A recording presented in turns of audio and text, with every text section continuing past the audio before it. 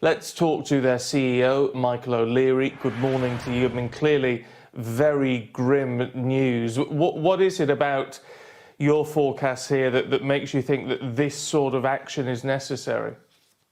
Good morning, Stephen, and to all your viewers. We've never faced a period like this in the airline industry. We will have, as this morning we said, we'll carry about less than 150,000 passengers in the 3 months to June compared to a budget of 42 million. We're 99.5% behind our original traffic projections. We do expect to be back flying, but a limited program by July, August into September.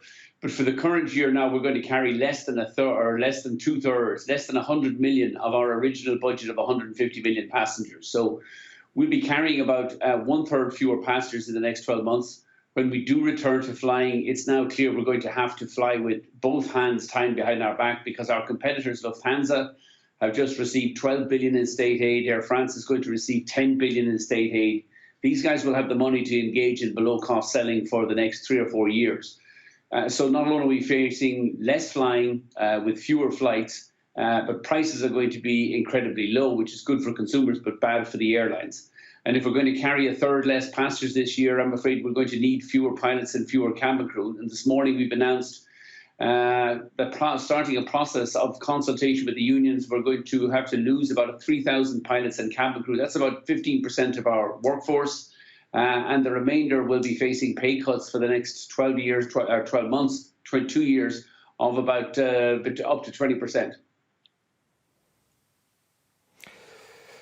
Obviously, I mean, a key part of your concern here is, apart from the people that you're losing, and I'm sure you've got a lot of concern for them, but this 30 billion euro in state aid. Now, you're claiming that is illegal.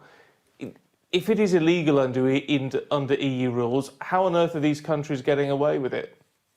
Because the French and the Germans, when they decide to do something, just ignored the rules themselves anyway.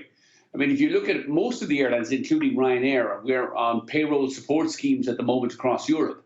That's sufficient for us, for the well-run airlines like BA, EasyJet and others, to get through the next couple of months until we come back flying. But Lufthansa and Air France not alone are receiving state payroll supports, they're now getting this financial doping of state aid. The French government, for example, in the last month have announced a rule where they're going to refund airport taxes, but only for French airlines. The non-French airlines like Ryanair, EasyJet and BA, who do fly to France, will have to keep paying these airport taxes. It's manifestly unfair. It's in breach of the state aid rules and it's in breach of competition rules. But it would take us 12 or 18 months, to go to court to overturn these decisions. Alitalia, in the meantime, has been nationalised. And in that 12-month or 18-month period, we're going to face torrid trading conditions. Yes, I think we will return strongly. Passenger numbers will be strong, but there'll still be 50 million down in the next 12 months for Ryanair. But fares will be much lower than we had originally budgeted for. We expect in the first quarter of this year, which is our April, May, June period, we're going to lose about 100 million euros. We've never lost money in that first quarter in our history in Ryanair. But it shows just how difficult it is. So we regret these job cuts, we regret these pay cuts, but they're what the well-run airlines like Ryanair and others will have to do just to survive and compete against the likes of Lufthansa and Air France receiving tens of billions of state aid from their national governments. Can I just ask you, almost as an aside here, because there are other things I want to chat about, but when you talk about your staff taking pay cuts, some of them are going to want to know if you're taking a pay cut. Yeah, my pay was cut when we started off originally. I cut my pay by 50% for April and May. We've now extended that pay cut. That pay cut, 50% pay cut, will run all the way through to next March of 2021 and further until we emerge out of this COVID-19 pandemic. Okay. Look, can I ask about the social distancing in aeroplanes? Sure. Situation which has arisen? EasyJet has said it will be prepared to fly with the middle seats empty. You said earlier this week or last week that Ryanair would not do that. I mean, it's, obviously would hit margins substantially. But under the circumstances, might your view on that change in that if you're making any sort of profit on a flight, it might be worth doing at this time? No, Stephen. I mean, well, firstly, remember, taking out the middle seat in an aircraft achieves no social distancing. You're less than 2 feet away. There's less than 2 feet between the aisle and the window seat. There's even less space than 2 feet between the seat behind you on the aisle and the seat in front of you on the aisle. Social distancing on an airline or an aluminium tube simply isn't possible.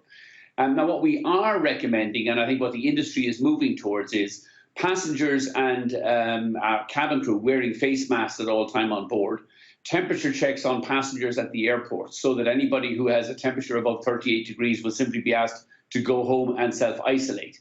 That's what the Asian airlines are doing, and doing quite successfully. And it's helping to spread, or helping to limit any risk of spread of COVID-19 on what are short flights. I mean, we're only on board a Ryanair aircraft for typically 1 hour, 50 minutes. But middle seat empty is nonsense. On smaller aircraft, you don't even have middle seats. What do you do on those aircraft that have only 2 seats abreast?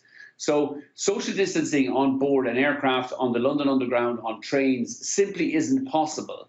But we do, and we recognise the need for some sensible precautions, but we believe a combination of temperature checks at airports, at train stations, at the London Underground, and face masks being worn by everybody while on board the Underground trains aircraft, particularly on short flights, is a sensible and much more effective measure to spread, or to limit the spread of COVID-19. Michael O'Leary, appreciate your time this morning.